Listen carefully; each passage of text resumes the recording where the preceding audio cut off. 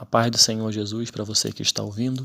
Compartilho nesse dia uma porção da palavra de Deus que está em Ageu, capítulo 2, verso 9, diz assim: A glória desta última casa será maior do que a da primeira, diz o Senhor dos Exércitos. E neste lugar darei a paz, diz o Senhor dos Exércitos. Esse livro, o livro de Ageu, é considerado aí um dos livros que possuem menos capítulos do Antigo Testamento. E, porém, não é por esse motivo que ele não nos traz ensinamentos profundos, muito pelo contrário. É um livro muito profundo, é um livro repleto de exortações, de encorajamento. Esse livro, esse texto que nós acabamos de ler, ele está inserido no contexto geral do livro, que é a reconstrução do templo. Os judeus, eles retornaram do exílio sobre o decreto do rei Ciro, da Pérsia, mais ou menos em 538 a.C., e iniciaram a reconstrução desse templo, porque o templo estava em ruínas. Porém, muitas oposições externas e vários desencorajamentos internos fizeram com que eles abandonassem o projeto durante um grande período, durante aproximadamente 17 anos. E eles deixaram o projeto de reconstruir o templo cair por água abaixo por conta das oposições, das pessoas que se levantaram contra, e tudo isso contribuiu para que eles abandonassem o projeto de reconstruir o templo. Porém, aproximadamente em 522 a 486 a.C., Dario I, que governou a Pérsia neste período, ele reeditou o decreto de Ciro para que o templo fosse reconstruído em 4 anos. O segundo templo, diz a história, ele foi consagrado em 12 de março de 516 a.C. O templo que eu estou falando, que eu acabei de ler aqui no versículo 9, era o local onde Deus se manifestava. Naquela época, a manifestação de Deus ao seu povo era através deste templo. É ali onde ele se manifestava, onde ele abençoava, onde ele era adorado. Enfim, necessitava do templo para cultuar a Deus, para glorificar o seu nome, para ouvir a sua voz. Porém, esse templo estava destruído. E o povo de Judá, os judeus, eles vieram do exílio e ficaram um tanto quanto acomodados com aquela situação. Eles não fizeram força ou buscaram forças para poder vencer essas oposições, vencer essas pessoas que estavam contra a reconstrução do templo. Eles estavam inertes, eles estavam sem forças e acomodados. E isso mostrava que eles não estavam querendo, ansiando, anelando pela presença de Deus. Porque o templo construído representava, sim, a presença de Deus naquele lugar. E o povo, os judeus, estavam inertes. Mas Deus levantou um profeta, Deus levantou Ageu, para exortar este povo a reconstruir o templo.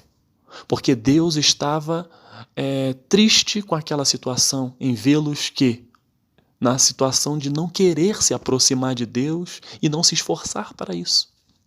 E Ageu, usado pelo próprio Deus, exortou o povo de Deus para que eles pudessem sair daquela inércia e reconstruir o templo. E muitas coisas aconteceram naquele período para que o povo acordasse. Problemas de seca, problemas naturais que afetavam a economia daquele lugar, Deus permitiu para que o povo acordasse, para que o povo escutasse a sua voz. E muitas das vezes é assim também nas nossas vidas. Nós precisamos, algumas coisas acontecem e nós vamos nos aproximando de Deus de uma tal maneira que aquele momento nosso de debilidade, fragilidade, faz com que a gente fique com o nosso ouvido espiritual aguçado e começamos a ouvir a voz de Deus, a interagir com Ele. E foi isso que aconteceu com esse povo. E Deus prometeu que a glória da segunda casa seria maior do que a da primeira. A primeira casa estava em ruínas, a primeira casa estava caída aos pedaços. A igreja, o templo, estava em ruínas. Mas Deus prometeu que a segunda glória, quando nós falamos glória, é a presença do próprio Deus, seria maior do que a primeira. Então na presença de Deus haveria coisas maravilhosas que ainda não haviam acontecido. Seria maior, ou seja, a presença de Deus, o impacto de Deus seria maior na segunda casa, no segundo templo. E o Senhor disse que nesse segundo templo Ele daria a paz ao povo que ali se encontrava. Hoje, eu não sei como está o templo, metaforicamente falando, da sua vida. Eu não sei se está em ruínas. Eu não sei como está a sua vida, porque hoje o templo somos nós. Existe a igreja, que é um local onde nós nos congregamos com aqueles que professam a mesma fé e ali nós cultuamos, nós glorificamos ao único e verdadeiro Deus por meio de Jesus Cristo. Mas o templo do Espírito Santo sou eu, o templo do Espírito Santo é você. E hoje o Senhor quer te animar, Ele quer te convidar e Ele quer te dizer: olha, esqueça como está a sua vida neste momento. Olhe para frente, porque a glória da segunda casa será maior do que da primeira. Se você hoje está em ruínas igual esse templo estava na época de Ageu, em ruínas, onde Deus não se manifestava porque não existia templo. Se a sua vida hoje está assim, se você hoje está distante de Deus, se você está momentaneamente distante de Deus, tendo em vista alguma luta que está, alguma dificuldade que está fazendo com que você não enxergue a presença de Deus na sua vida e você está um templo em ruínas, você tem que entender que Deus hoje quer convidar a restaurar este templo. E como nós podemos restaurar a nossa vida, o templo da nossa vida?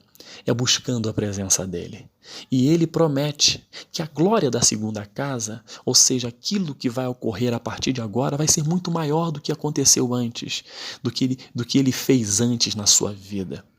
Se foi o pecado que fez com que a sua vida ficasse em ruínas, abandone esse pecado, abandone esse erro, peça perdão a Deus ou a quem você causou o dano e prossiga.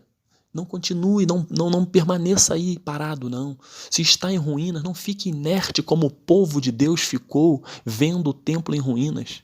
Ainda iniciou o projeto de reconstruir, mas as oposições, as palavras contrárias fizeram com que elas parassem. E é isso que Deus está nos ensinando hoje, independente como esteja a sua vida, que é o templo do Espírito Santo, independente de como esteja ela, se você cometeu erro, independente de se você está realmente destroçado, destruído e de repente foi você mesmo que causou tudo isso, o que Deus está querendo dizer para mim e para você: saia da inércia, reconstrua o templo, reconstrua a sua vida, se reconstrua o seu relacionamento familiar com sua esposa, com seus filhos, com seus pais, reconstrua o relacionamento profissional com os seus pares e subordinados e chefes, reconstrua, Pai, os projetos que você tinha acerca dos seus estudos, das suas metas, reconstrua, porque Deus, Ele quer te ajudar neste projeto, Ele quer que você abandone as coisas erradas e você venha tendo o perdão dele na sua vida, continue caminhando. O povo ficou 17 anos parados, inertes, sem a presença de Deus. E eu quero dizer para você que nenhuma condenação há para aqueles que estão em Cristo Jesus. Independente do erro que você cometeu, Deus diz o seguinte para você: levante a sua cabeça, não peques mais, reconstrua o templo e prossiga, e siga adiante. Mire a sua visada lá na frente.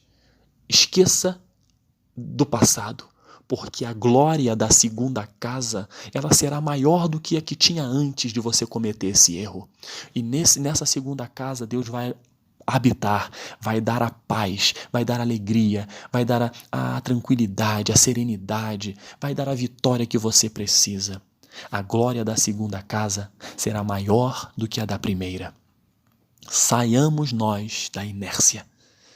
Reconstruamos o templo do Senhor, que é a nossa própria vida. Tudo que está desmoronado, hoje é dia de reconstruir.